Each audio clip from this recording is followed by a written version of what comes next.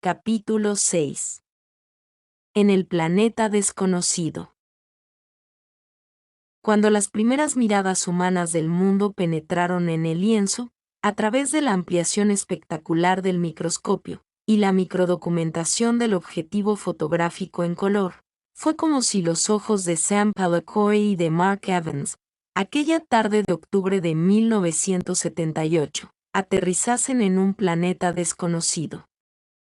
La imagen del cuerpo, iluminada por una luz blanca, parecía ser de un color amarillento, semejante al de la paja.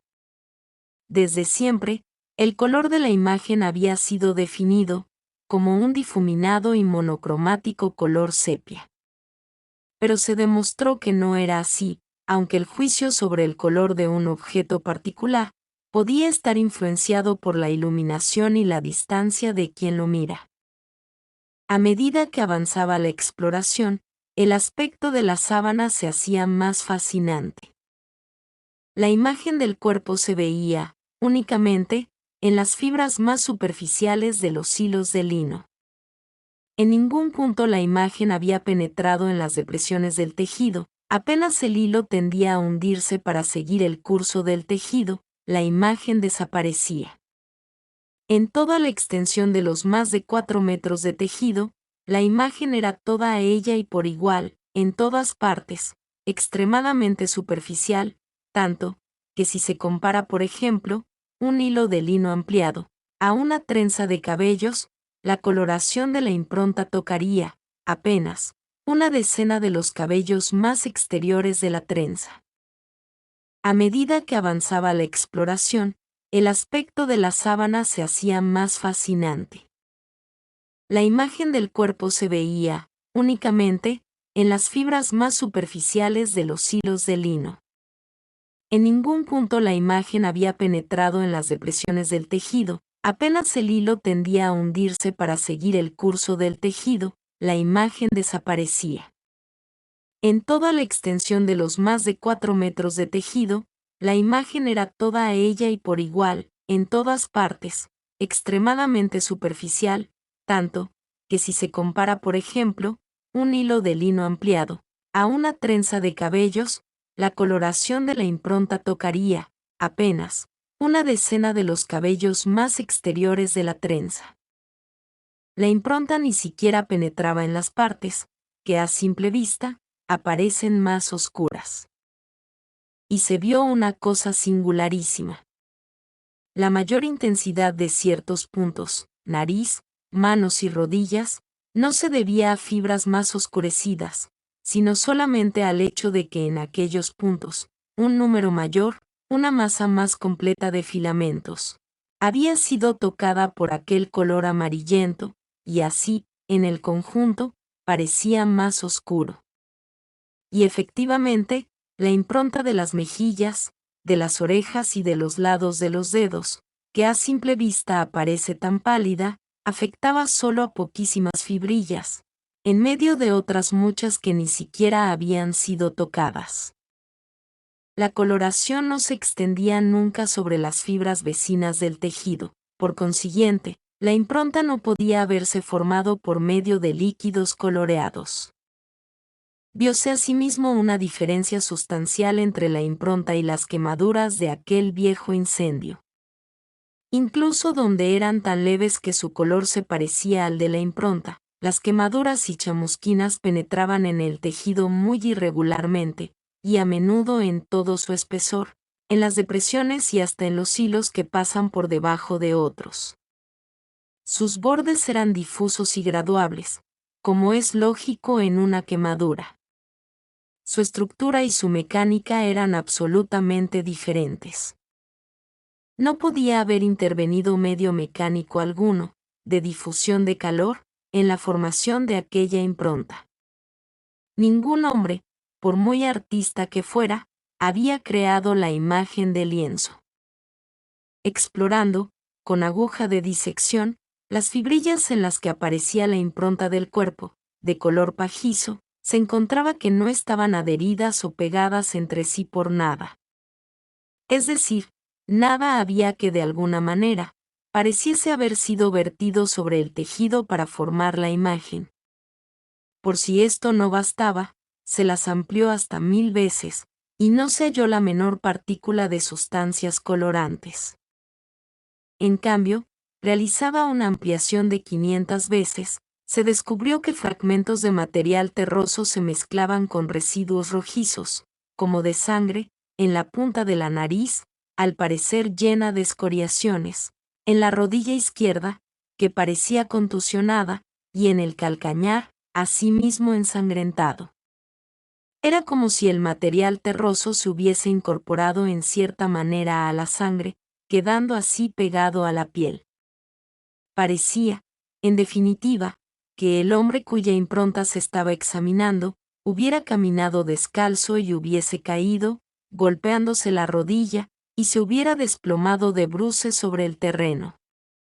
El color de las manchas semejantes a sangre, al ampliarlo, era de un color rojo no uniforme, iban del marrón rojizo al vermellón y hasta casi al anaranjado, y parecía exactamente el abigarrado color de antiguas manchas de sangre disecada.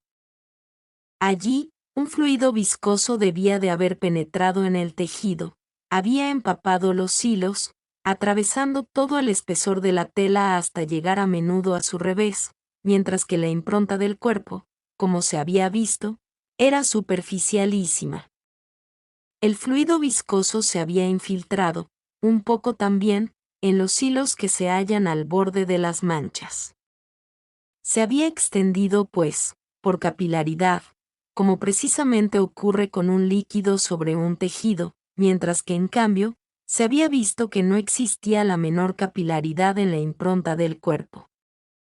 En determinados puntos, sobre las heridas mayores, la del tórax, las de los pies y la de la muñeca izquierda, parecía como si se hubiera vertido una notable cantidad de aquel fluido, se daba en ellos un aumento de espesor. Pero a pesar de ello, las manchas no se habían extendido mucho.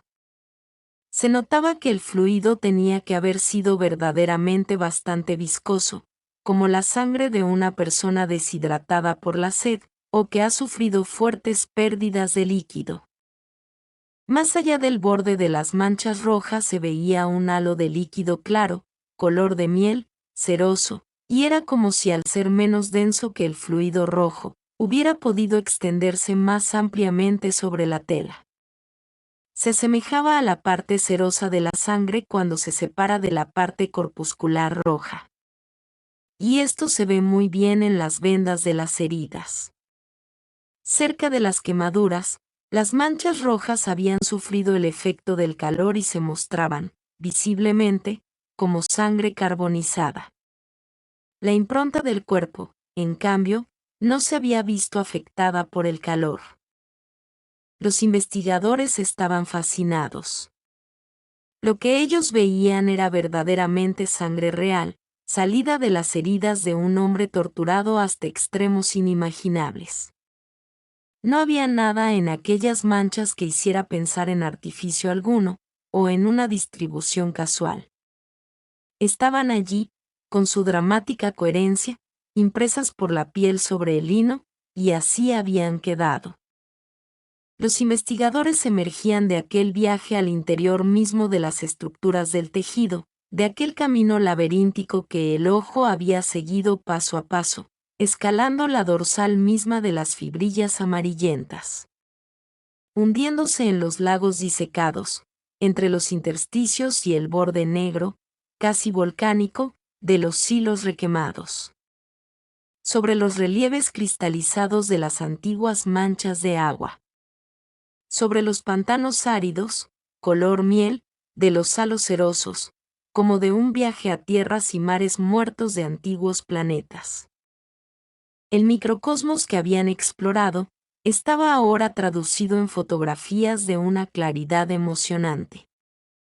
Porque jamás antes de entonces, de aquellos 3 días de octubre de 1981, se habían hecho fotografías macro o microscópicas, en color, del lino de la sábana. Y las dificultades habían sido inauditas. Aún en las mejores condiciones, en el laboratorio, La fotografía microscópica plantea siempre problemas, porque, cuanto mayores son las ampliaciones, tanto más fácil resulta que un movimiento, por imperceptible que sea, ofusque la imagen. Ahora bien, el objeto que se trataba de fotografiar era una tela leve y plegable, ya de por sí no muy estable. Y además, estaba expuesta en aquel antiguo salón del Palacio Turinés, en el que los techos y los suelos vibraban a cada paso, y que se hallaba recorrido por las más extrañas e ingobernables corrientes de aire. Bastaba, pues, que un colaborador entrara en la estancia, y a veces hasta en la sala de al lado, para que toda una larga preparación quedase inutilizable.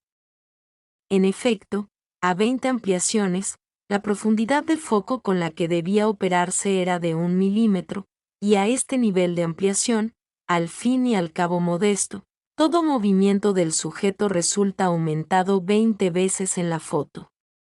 Así que había sido necesaria una larga paciencia. La extraordinaria delicadeza del objeto no permitía traslados, ni era pensable mutilarlo, cortando una parte para analizarla en el laboratorio. Se proyectó entonces recoger muestras de sustancias de la superficie de la sábana, por medio de cintas adhesivas. Gray Rogers aplicó las cintas adhesivas en 36 puntos diversos de lino, programados con anterioridad e indicados en un mapa.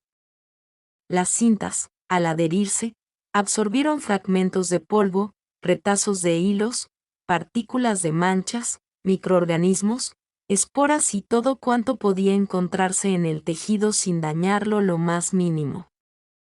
Las cintas, cargadas del material capturado, fueron luego cuidadosamente aisladas y selladas, para que no sufriesen contaminación alguna. Las muestras tomadas así de la sábana, con una técnica experimentada no solo en investigaciones científicas, sino también en indagaciones judiciales, fueron trasladadas a los laboratorios de Estados Unidos para una masiva serie de análisis. Pero la investigación que estaba a punto de comenzar no tenía precedentes, y no existía experiencia alguna de la que se pudiese echar mano. Las muestras sobre las que John Haller y Alan Adler tendrían que trabajar tenían dimensiones infinitesimales. El diámetro de las fibrillas de lino iba de los 10 a los 15 micrón. Un micrón es la milésima parte de 1 milímetro, y su longitud llegaba como máximo a pocos milímetros. La masa de las muestras recogidas por las cintas adhesivas era de pocos nanogramos, billonésimas de gramo, en las más pequeñas, y llegaba a algunos microgramos, milésimas de miligramo, en los fragmentos mayores y más conseguidos. La mayor parte de las partículas tenía dimensiones inferiores al micrón. En realidad, nada de cuanto iba a ser analizado y sujeto a pruebas químicas mediante contacto, inmersión en baños de otras sustancias, reactivos, etc., era visible a simple vista. Toda la investigación se desarrolló, por lo tanto, a niveles infinitesimales.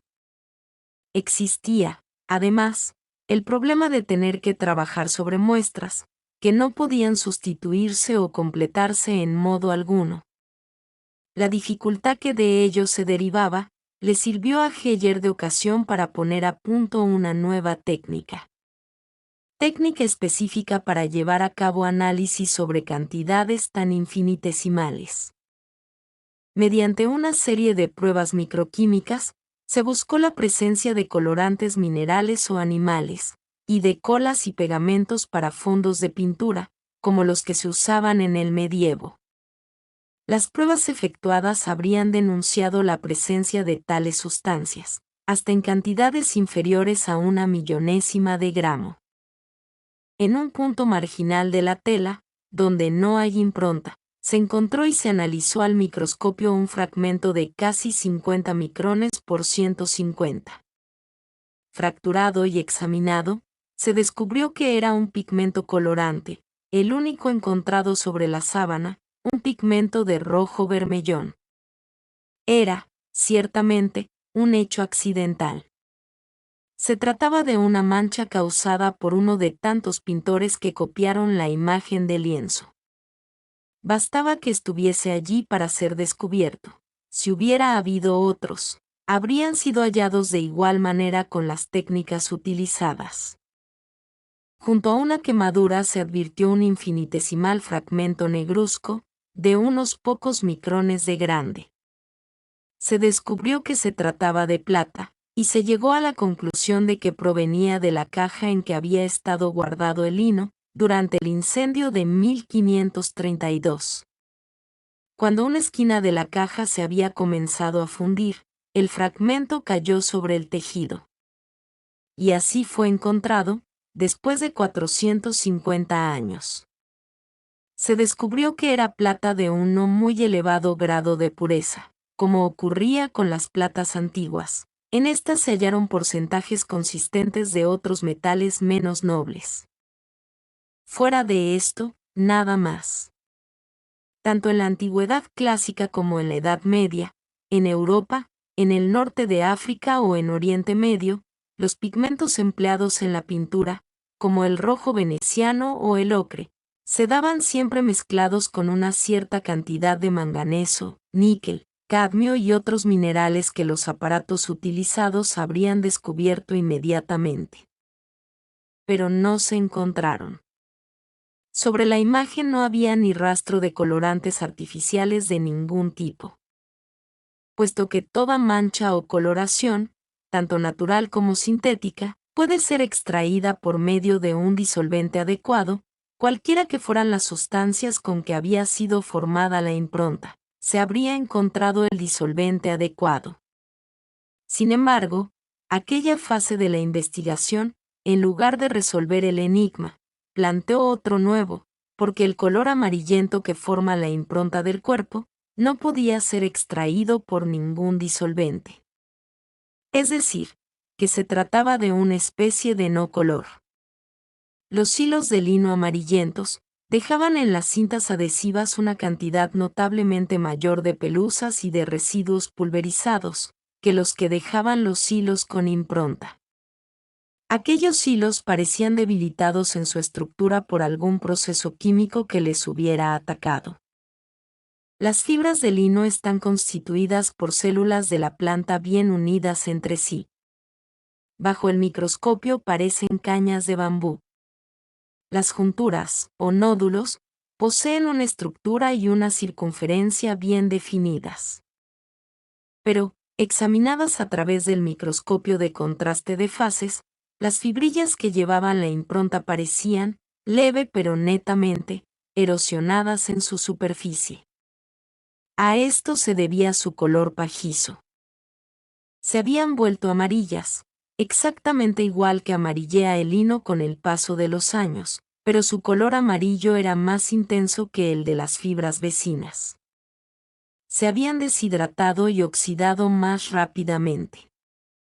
Habían envejecido, y solo por esta razón era posible ver la forma del rostro y del cuerpo. La diferencia de coloración entre los diversos puntos dependía únicamente de la cantidad de fibrillas amarillentas. La célebre, dramática impronta de la sábana se debía, pues, a un mecanismo singular de envejecimiento de aquellos precisos puntos del tejido. Estaba constituida por una descomposición acelerada del lino. En definitiva, estaba hecha de nada. Se planteaba ahora la pregunta más importante, la que apuntaba al corazón mismo del problema. La pregunta de si había sangre verdadera en las manchas de las heridas. No se conocían estudios que pudieran compararse con este. No se habían llevado a cabo experimentos sobre el propio lienzo, de aquella única ocasión en que, hasta cierto punto, se había hecho algo parecido. Quedaba tan solo la memoria de la ya citada comisión de expertos de 1969 a 1976. Los resultados entonces conseguidos parecían desalentadores, en realidad solo podían ser imprecisos. Por ello, la nueva investigación debía someterse a una metodología excepcionalmente clara y rigurosa. A la espera de recibir los materiales recogidos en Turín, John Heller había preparado muestras para un futuro estudio comparado. Preparó muestras de antiguos linos encontrados en tumbas faraónicas y en una necrópolis copta de los primeros siglos. Un viejo lino español, que tenía como mínimo, según datación cierta, 300 años de antigüedad, fue manchado con sangre y dejado en reposo, en condiciones controladas, durante 18 meses. Se proyectó llevar a cabo, en forma paralela, los experimentos que se realizaban con muestras de la sábana y los que se hacían con muestras de contraste, a fin de obtener constantemente comprobaciones e informaciones complementarias. Y finalmente, comenzó la investigación que debía responder a una pregunta capital: si era verdaderamente sangre, sangre entera, salida de las heridas de un cuerpo vivo. En algunos fragmentos se encontraron rastros de proteínas animales.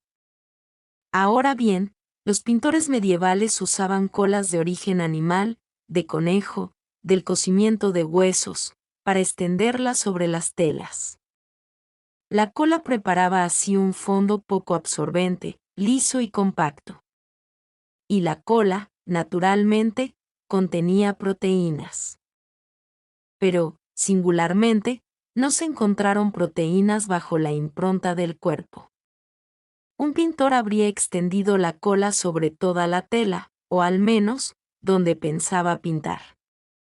Las proteínas animales, en cambio, estaban sola y exclusivamente sobre las manchas de las heridas y en ningún otro sitio. Esto podía significar que las manchas de heridas eran verdaderamente orgánicas, eran sangre verdadera. Y efectivamente, se descubrió que aquellas proteínas estaban unidas a otra sustancia orgánica, la seroalbúmina, que se encuentra solamente en la parte serosa de la sangre. Se disolvieron entonces algunos fragmentos en una solución de hidracina, que revela la sangre, aún en la cantidad infinitesimal de una milmillonésima de gramo de metahemoglobina. Al disolverse, los fragmentos expandieron un color rojizo, que es característico, el color del hemocromógeno, que da a la sangre su color rojo. Luego se buscaron otros componentes de la sangre y, entre estos, los pigmentos biliares, como la bilirrubina. El test dio positivo. Y se vio, con luz refleja, el característico color azul de la azobilirrubina. Después se efectuó el test de la fluorescamina, que sensibilísimo y específico, consigue visualizar incluso la cantidad infinitesimal de un nanogramo de proteínas de la sangre, por medio de una característica irradiación con rayos ultravioleta. Dio positivo. Faltaba experimentar, por último, si también los halos de líquido seroso eran verdaderamente suero de sangre. Se trataba de un análisis importante. Si resultaba positivo, significaría que sobre el tejido se había vertido sangre integral, que había brotado verdaderamente del cadáver. El test selectivo de búsqueda de la seroalbúmina es el Brom-Cresol Green. Con experimentos de prueba se verificó que este test revela las albúminas de la sangre hasta un nivel de 0,1 microgramos, y dio positivo sobre los materiales de la sábana. Los halos serosos eran verdaderamente suero. Las manchas de sangre eran verdadera y naturalmente sangre. Se efectuó otra prueba, específica y dirigida a las proteínas que se contienen en la sangre, las enzimas proteolíticas. Se preparó un concentrado de enzimas frescas, se pusieron en algunos fragmentos rojizos, juntamente con las fibrillas de lino a las que estaban pegados. En el plazo de media hora los fragmentos desaparecieron devorados por las enzimas, y dejaron las fibrillas limpias. Lo mismo sucedió con el líquido seroso que cubría algunas fibrillas. Esta prueba no hubiera podido tener éxito, si sobre las manchas de sangre hubiesen sido añadidos o mezclados colorantes. No había, pues, colorantes en las manchas de sangre. Era solo sangre.